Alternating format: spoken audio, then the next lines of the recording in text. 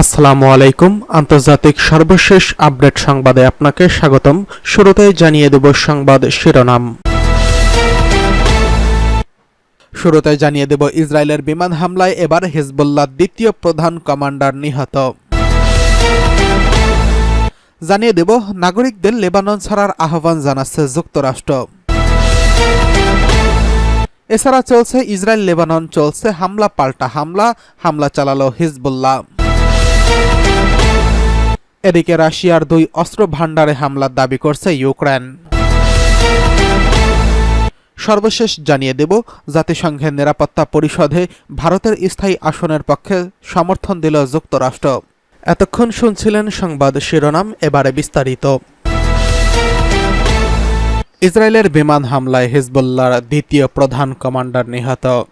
লেবাননের রাজধানী বৈরুতে একটি আবাসিক এলাকায় গত শুক্রবার ইসরায়েলি বিমান হামলায় হিজবুল্লাহর শীর্ষ 2 সামরিক কমান্ডার সহ বেশ কয়েকজন গুরুত্বপূর্ণ কর্মকর্তা নিহত হয়েছেন। এই ঘটনায় মধ্যপ্রাচ্যের সম্ভাব্য সর্বাত্মক যুদ্ধ জড়িয়ে পড়ার আশঙ্কা আরও তীব্র হয়েছে।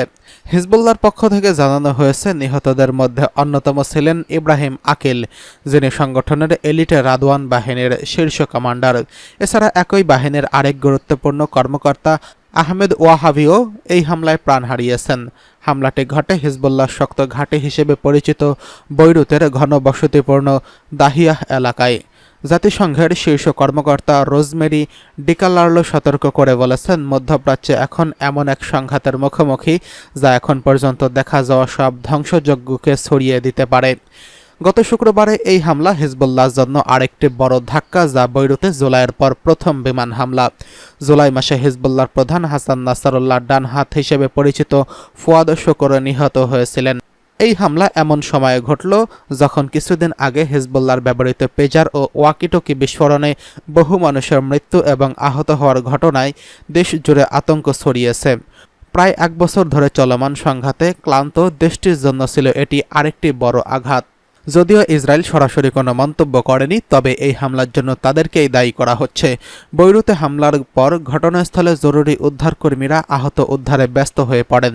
ধ্বংসস্তূপের নিচে আটকা পড়া আহত ব্যক্তিদের উদ্ধারের তৎপরতা চলছে।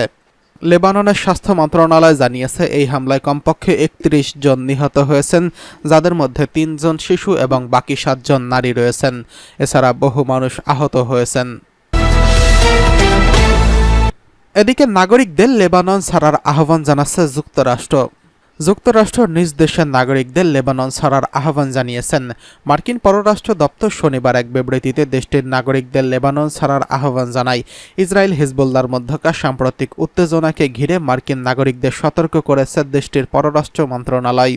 বিবৃতিতে বলা হয়েছে, হিজবুল্লাহ ও ইসরায়েলের মধ্যে চলমান সংঘর্ষের অপ্রত্যাশিত পরিস্থিতির কারণে বৈরুত সহ লেবানন জুড়ে সাম্প্রতিক বিস্ফোরণের কারণে মার্কিন দূতাবাস নিজ দেশের নাগরিকদের লেবানন ছাড়তে অনুরোধ করছেন। অন্যদিকে বাণিজ্যিক ফ্লাইট এখনও চলাচল করছে, তবে কিছুটা সংখ্যা কম। নিরাপত্তা পরিস্থিতি অবনতি হলে বাণিজ্যিক ফ্লাইট চলাচল বন্ধ থাকতে পারে। সে কারণে যত দ্রুত সম্ভব নিজ দেশের নাগরিকদের লেবানন ছাড়ার আহ্বান জানিয়েছে যুক্তরাষ্ট্র। এর আগে জুলাইয়ের শেষ দিকে দক্ষিণ বৈরুতে হামলায় হিজবুল্লাহর এক শীর্ষ কমান্ডার নিহত হওয়ার পর যুক্তরাষ্ট্র নিজ দেশের নাগরিকদের লেবাননের ভ্রমণের বিষয়ে সতর্কতা জারি করেছেন। এছাড়া লেবাননের স্বাস্থ্য মন্ত্রণালয় জানিয়েছে, ওই হামলায় এখন পর্যন্ত প্রায় 40 জন নিহত হয়েছেন। এদিকে মার্কিন পররাষ্ট্র দপ্তর শনিবার এক বিবৃতিতে নিজ দেশের নাগরিকদের অবিলম্বে দক্ষিণ লেবানন সিরিয়া সীমান্তের কাছাকাছি এলাকায় এবং শরণার্থী বসতি ত্যাগ করার বিষয়টি পুনর্ব্যক্ত করেছেন। এদিকে লেবানন ইসরায়েল পাল্টা হামলা চালাচ্ছে হিজবুল্লাহ। লেবাননে হিজবুল্লাহর বিভিন্ন লক্ষ্যবস্তুতে 400টি হামলা চালিয়েছে ইসরায়েলি বাহিনী, এমন দাবি করেছে ইসরায়েলি সামরিক বাহিনী। অপরদিকে ইসরায়েলের হাইফা শহরের কাছে রামাত ডেভিড ঘাঁটিতে রকেট হামলা চালিয়েছে বলে দাবি করছে হিজবুল্লাহ। 22 সেপ্টেম্বর আল জাজিরার এক প্রতিবেদনে বলা হয়, গাজা যুদ্ধ শুরুর পর ইসরায়েলি বাহিনী হিজবুল্লাহর মধ্যে এটি সবচেয়ে বড় সংঘাতের ঘটনা। এক বিবৃতিতে ইসরায়েলি সামরিক বাহিনীর মুখপাত্র ড্যানিয়েল হাগারি বলেছেন, ইসরায়েলি নাগরিকদের বিরুদ্ধে হুমকি মোকাবেলায় দক্ষিণ লেবাননে হিজবুল্লাহর লক্ষ্যবস্তুতে ব্যাপক হামলা চালানো হয়েছে। হামলায় অনেকগুলো যুদ্ধ বিমান ব্যবহার করা হয়েছে। লেবাননের স্থানীয় সংবাদ মাধ্যম জানিয়েছে, ইসরায়েলি যুদ্ধবিমান শনিবার সন্ধ্যা থেকে দক্ষিণ লেবাননে বড় ধরনের হামলা চালিয়েছে। এর আগে শুক্রবার ১৫০টি রকেট দিয়ে ইসরায়েলের সীমান্ত এলাকায় হামলা চালায় হিজবুল্লাহ।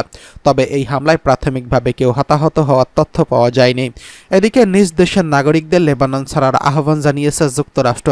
মার্কিন পররাষ্ট্র দপ্তর গতকাল শনিবার এক বিবৃতিতে নিজ দেশের নাগরিকদের লেবানন ছাড়ার আহ্বান জানিয়েছেন। সাম্প্রতিক সময় ইসরায়েল ও হিজবুল্লাহর মধ্যে সহিংসতা তীব্র আকার ধারণ করায় এমন সতর্কতা অবলম্বন করছে দেশটির পররাষ্ট্র দপ্তর। পররাষ্ট্র দপ্তরের বিবৃতিতে বলা হয়েছে, হিজবুল্লাহ ও ইসরায়েলের মধ্যে চলমান সংঘর্ষের অপ্রত্যাশিত পরিস্থিতির কারণে এবং লেবানন জুড়ে সাম্প্রতিক বিস্ফোরণের কারণে মার্কিন দূতাবাস নিজ দেশের নাগরিকদের লেবানন ছেড়ে যাওয়ার অনুরোধ করছেন। এদিকে রাশিয়ার 2 অস্ত্র ভান্ডারে হামলার দাবি ইউক্রেনের। রাশিয়ার 2 অস্ত্র ভান্ডারে হামলা চালানো হয়েছে বলে দাবি করছে ইউক্রেন।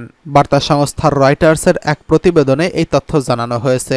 এক বিবৃতিতে ইউক্রেনের সেনাবাহিনী জেনারেল স্টাফ জানান, রাশিয়ার দক্ষিণাঞ্চলে টিকোরস্ক এবং পূর্বাঞ্চলের তেভারের অস্ত্র ভান্ডারে হামলা চালানো হয়েছে। এর মধ্যে রাশিয়ার অন্যতম বড় ও গুরুত্বপূর্ণ অস্ত্র ভান্ডার ছিল টিকোরস্কে। এতে বলা হয়েছে, একটি ট্রেনে ২,০০০ টন অস্ত্র নিয়ে যাওয়ার প্রস্তুতি চলছে বলে খবর পায় রাশিয়া। এর মধ্যে উত্তর কোরিয়ার সরবরাহকৃত অস্ত্রও ছিল। হামলার সময় ট্রেনটি এই অস্ত্র ভান্ডারে ছিল। বার্তা সংস্থা রয়টার্স জানিয়েছে, ইউক্রেনের এই দাবির যথার্থতা যাচাই করতে পারেনি তারা। ইউক্রেনের এক কর্মকর্তা জানান, ড্রোন ব্যবহারের মাধ্যমে রাশিয়ার এই অভ্যন্তরে ও অস্ত্র ভান্ডারে হামলা চালানো হয়েছে। এর আগে বিবিসি জানিয়েছে, তারা ইউক্রেনে নিহত ৭০,১১২ রুশ সেনার নাম শনাক্ত করেছে।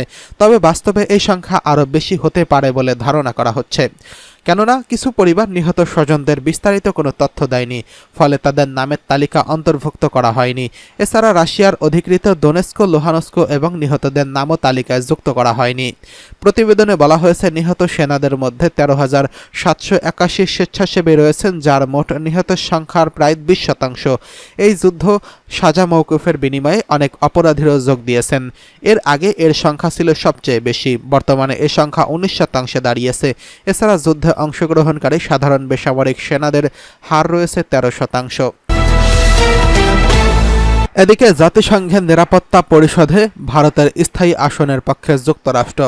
ভারতকে জাতিসংঘের নিরাপত্তা পরিষদের স্থায়ী সদস্য হতে সমর্থন দিয়েছে মার্কিন যুক্তরাষ্ট্র। বর্তমানে জাতিসংঘের নিরাপত্তা পরিষদের স্থায়ী সদস্য 5 দেশ। সেগুলো হলো যুক্তরাষ্ট্র, চীন, ফ্রান্স, রাশিয়া ও যুক্তরাজ্য। গত কয়েক বছর ধরে এই তালিকায় অংশ হতে বিশ্ব সংস্থাগুলোতে চাপ দিয়ে আসছিল ভারত।